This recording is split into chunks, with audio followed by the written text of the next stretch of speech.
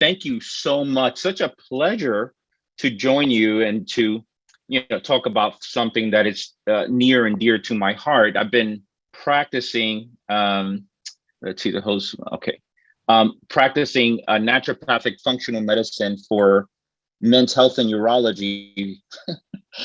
It's coming on 20 years. So it's funny, like it's funny when you're having fun how quickly time flies, right? My kids are now, I have an 18-year-old, my oldest, so everything is just flying by. So I've been practicing for 20 years almost in this very narrow. So I've decided 25 years ago to go narrow and deep into not being a generalist or a general practitioner of integrative and functional medicine, but more so of being focusing in this area of urology and men's health. I just, the first the first organ, or the first, let's say, biological tissue that I learned about growing up was the prostate. And that's because my father, by the time I was 10 years old, when I was 10 years old, my dad was already about 57 years old. And because he was about 47 when I was born.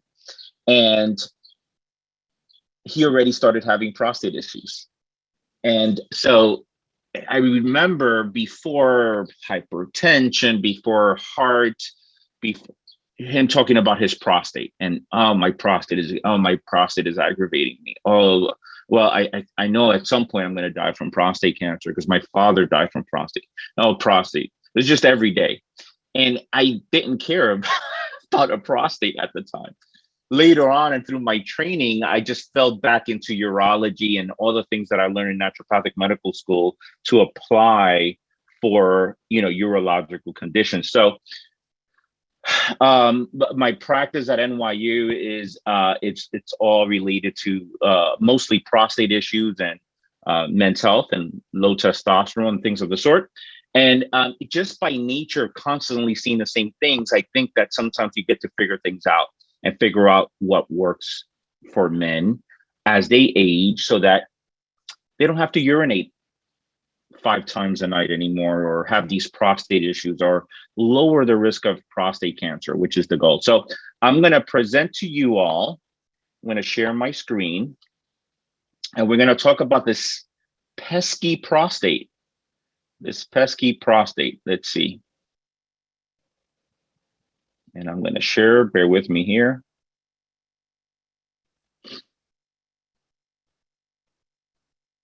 Okay, I'm almost there. Let's see if we can.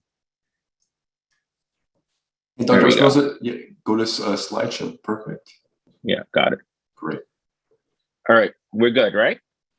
We're good. All right, the pesky prostate. So what's the purpose of this little organ, or sometimes not so little, right? So the reason why there's a walnut there on my front page is because a normal prostate is about the size of a walnut. It's about 20 grams.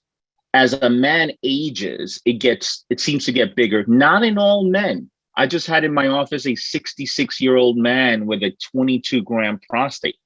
And it's like, wow, this is the smallest prostate I've ever seen on a 60-plus-year-old man. So there's a lot of reasons why it grows and so forth. But in most cases, the size of a walnut is about the size of, and it resembles a prostate. I remember being in the OR in my early training at Columbia Department of Urology when I went to the to observe surgeons remove prostate for prostate cancer, and literally there is no there is no food out there or nut that resembles the prostate like walnut. It's pretty remarkable how even its shape. So you don't have to necessarily, as you get older, have prostate issues. You can reduce the risk, or if you do have prostate issues, they can be managed effectively, naturally for the most part, or integratively. There are times where, look, for the last 11 years, as I've been with my urology colleagues at NYU, I decided to do the following. I said, well, I think I know a lot about natural methods and diets and lifestyles and botanicals and herbs for the prostate.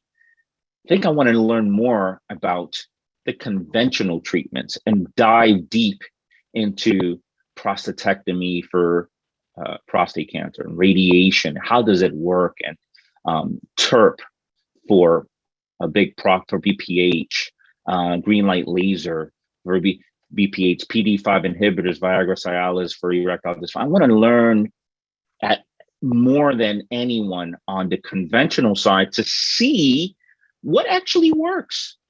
What actually works?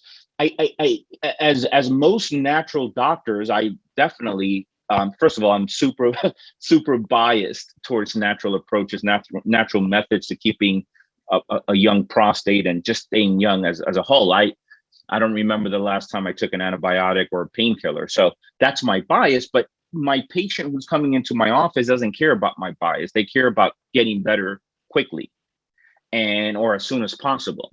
And they want natural methods, but sometimes conventional methods are applicable and work well. So truly my practice is an integrative approach using primarily the principles of naturopathic and functional medicine, looking at the body holistically. I always say the lower part of the body is actually connected to the upper part of the body, right? The upper half. So that waistline, it doesn't separate the lower half of the body from the upper part, right? They're all connected, and looking at things holistically to improve patient outcome in my case. So my presentation today is discussion of this pesky prostate and some of the things that I think you should consider doing to keep your prostate well and healthy and young. All right, here we go. Enjoy the show. First, disclosures and affiliations. I am co-founder and medical director of XY Wellness LLC. So that's that. You're watching a movie and you can't watch a movie for more than 30 minutes before having to go to the bathroom. This is called LUTs, or lower urinary tract symptoms, which comes with urinary frequency and urgency. And when you have to go, and you can't hold it, right? And oftentimes in men, that's associated with prostate problems. But the reality is that that's not always a prostate issue. That can be a bladder issue. So the prostate is not always the problem. It can sometimes be overactive bladder, just like it is in women, right? So we'll talk about that in a second. And I can't. Since I've been in this world of urology for over 20 years, I'm very sensitive to the sound of urination as it hits the bottom of a urinal or a toilet. So as an example, I have a 10-year-old son, and when I hear him, urinating, and that's a strong, right? It's a strong sound that it makes as it hits the bottom of the toilet. Wow, I don't think I pee like that anymore. And certainly when I'm in public places, I'm listening and I see the grimace sometimes of people. It's an awkward situation, but welcome to my world of urology. I listen to their urine, and I'm thinking, wow, this guy's probably struggling with a big prostate. So this is just, I'm very hypersensitive to anything that has to do with urination at this point.